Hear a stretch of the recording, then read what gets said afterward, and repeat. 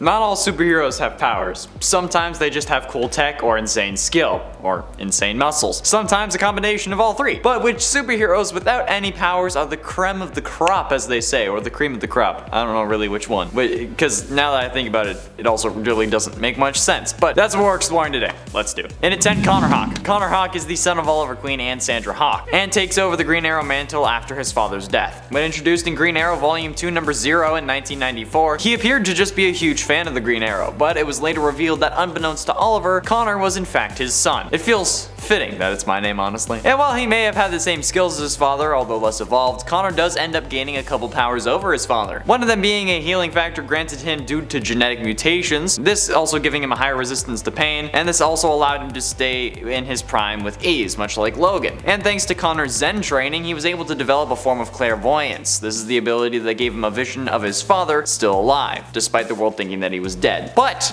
while he didn't have any powers, he was still pretty badass. So see, he has a reason to be on this list other than just sharing my name, okay? Plus, clairvoyance doesn't really count as a superpower. It could just be him like wanting it really hard and then like it just being a thing. So hey, look, at one point he didn't have powers. And at 9, Black Widow. Natalia Romanova, aka Black Widow, is a former Russian KGB agent. She was trained by the Red Room as a part of the Black Widow Ops program to be the ultimate super spy. She defected to the United States of America from the Soviet Union to join S.H.I.E.L.D., and later Black Widow would then become a member of the Avengers, and she has been on the team on multiple occasions. She is a woman with a mysterious past which few know about. The exact year and location for the birth of Natasha Romanova is unknown. It has been rumored that Natasha was somehow related to the last ruling Tsars of Russia, but this rumor was never proven. There are varying accounts of Romanova's early life, and this is a part of what makes her so mysterious, but her being mysterious is also part of what makes her such a badass, even without any powers. And at 8, Karate Kid. No, not that Karate Kid, okay? Mr. Miyagi has nothing over this guy. Karate Kid is actually Val Armour, a superhero from the future and also a member of the Legion of Superheroes. He is a master of every form of martial arts that has been developed by the 30th century. The extent of his skill was so great that he could severely damage various types of hard material with a single blow, and was briefly able to hold his own against Superboy through the use of what he called super karate. So already seeming pretty legit. Val Armour was the son of Japan's greatest crime lord, Kyaru Nezumi, also known as the Black Dragon. When he was born, his mother, the American secret agent Valentina Armour, tried to hide him from his father, but she failed and was killed for her affront. Japan's biggest hero, Sensei Toshiaki, the White Crane, eventually killed Black Dragon for his crimes and adopted the infant Val. He raised Val as if he were his own son and trained him in all manner of martial arts. Val became the youngest warrior ever to earn the title of samurai, and he went to work for his local shogun. However, after trying his best and failing to please his supervisor, he quit and searched the galaxy for new forms of battle to master. This sounds like a superhero my dad would absolutely love. And at 7, the Punisher. He's known for his violent methods and his high-tech weapons, including his battle van. And in the 90s Spider-Man animated series, which is of course the one I'm going to be talking about, he works with Chip, who monitors him through his computer. His iconic symbol is a large white skull on his chest. Punisher went to New York City thinking that Spider-Man was behind a string of attacks at Empire State University. Later, he would be convinced of this when Spider-Man mutated into Man-Spider. He was later captured and taken to the parking garage of the World Trade Center, and with the help of Kraven the Hunter and Mariah Crawford, Spider-Man was cured. He later returned and thought that Peter was the Green Goblin and kidnapped Mary Jane Watson, but then he captured Harry Osborn, but just still wanted to know what Peter knew about Mary Jane's disappearance. Just as he was about to ask, Mary Jane's clone appeared, and the Punisher let him go. But I mean, I think we all know that Punisher's pretty damn powerful. Just no morals, man. He'll use lethal force. That was the closest they got to saying kill in that show. Lethal force.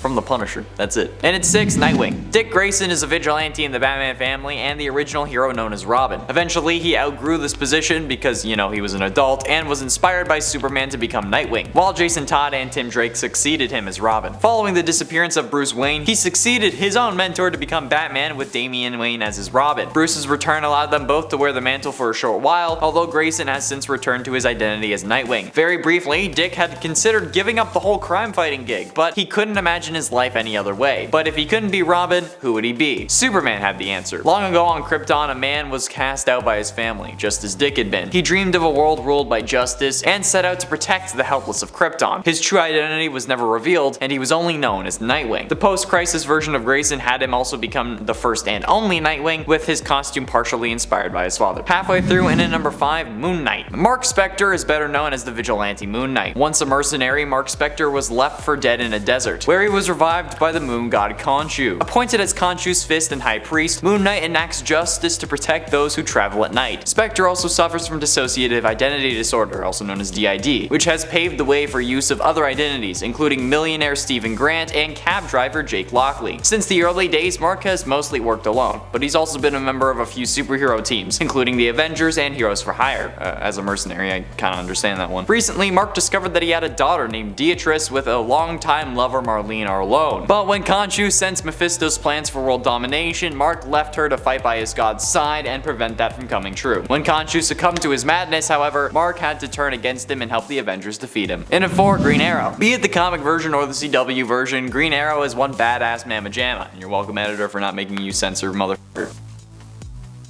And ignoring the whole Spectre or anytime he has a lantern ring thing, this guy is wicked skilled. Like, sorry Hawkeye, but there's a reason that Black Widow got the movie and you got a limited Disney Plus series. With his seemingly limitless supply of trick arrows, GA is really able to best anyone who comes his way, including the Monitor in the Crisis on Infinite Earths crossover from the CW. Since then, he uses an antimatter arrow to stun him in order to keep fighting off shadow demons so that 3.1 billion additional people could be saved from Earth 38 before its destruction. Plus, we love a hero who was stranded on a deserted island for 5 years that causes him to turn from a billionaire playboy dickhead to a superhero. Maybe to become a superhero, I need a yacht as well. Although mine would be called the King's Gambit, and we'd play checkers, not chess. I also wouldn't bring my girlfriend's sister on board.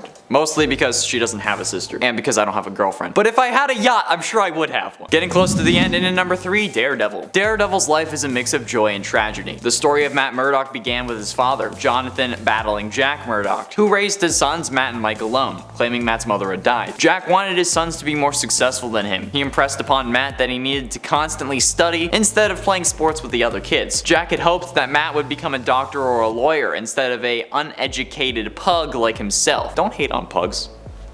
Just say pig. This led the neighborhood kids to bully the cowardly Matt as Daredevil, while his twin brother came to his aid. Matt took out his frustrations by secretly training in his father's gym. But one day, Matt saw a blind man walking towards an oncoming truck. Matt pushed the man out of the way, but the truck crashed and a radioactive isotope spilled out, striking Matt across the face and blinding him. While recovering in the hospital, Matt discovered that his hearing, smell, taste, and touch were amplified to superhuman degrees. He also developed a sort of radar sense that formed mental pictures of his surroundings. So while he may have heightened senses, he does not have superpowers, okay? He just has a really acute sense of everything but sight, okay? I don't consider that a superpower. That just happens whenever you have to like get rid of one of your senses. If you don't have sight, I feel like your other senses would have to be heightened, just as like a response, like a survival instinct of sorts. Penultimately, in at number 2, Batman. I think we all knew that Batman was going to be on this list, but I'm guessing most of you figured he'd be number 1. And while I can't deny Batman is badass, I can honestly say that I think he's kind of overpowered. Like, it doesn't matter if he's rich. There should be no possible way that he can get whatever he wants whenever he needs it, okay? Like, the best ability that Batman has is plot armor. Not his money or his martial arts mastery or being the world's greatest detective. He can get whatever the story needs or whatever he needs just so he doesn't die, because killing him off would be a horrible idea, money-wise. Like, oh no, Superman's gone bad, but there's only 1 ounce of kryptonite left in this Earth, and it's literally in the core of the Earth, surrounded by molten magma. But he can get it because he's rich. Like, I don't like that. I don't like that. My friend was obsessed with Batman, but honestly, I think he's overrated. And I can hear the sounds of pitchforks and torches being lighted in the comments. Come at me! Batman isn't all that, and that's why he's number 2. He's also number 2 because of the plot armor. That is his ultimate ability, and that's why he's higher on the list. Finally, in at number 1, Iron Man. A wealthy American business magnate, billionaire, playboy, philanthropist, inventor, and ingenious scientist, Anthony Edward Tony Stark suffers a severe chest injury during a kidnapping. When his captors attempt to force him to build a weapon of mass destruction, he instead creates a mechanized suit of armor to save his life and escape captivity. Later, Stark developed his suit, adding weapons and other technological devices he designed through his company, Stark Industries. He used his suit and the successive versions of it to protect the world as Iron Man. Although first concealing his true identity, Stark eventually publicly reveals himself to be Iron Man. Initially, Iron Man was a vehicle for Stan Lee to explore Cold War themes, particularly the role of American technology and industry in the fight against communism. Subsequent reimaginings of Iron Man have transitioned from Cold War motifs to contemporary matters of time. Plus, his suits are awesome and way cooler than Batman. That's right, I said it. That's all the time we have for today, friends. Thank you all so much for watching. I have been Andrew Showerman Connor Monroe, and I'll see you in another video, unless y'all like literally light me on fire in the comments for saying that Batman sucks.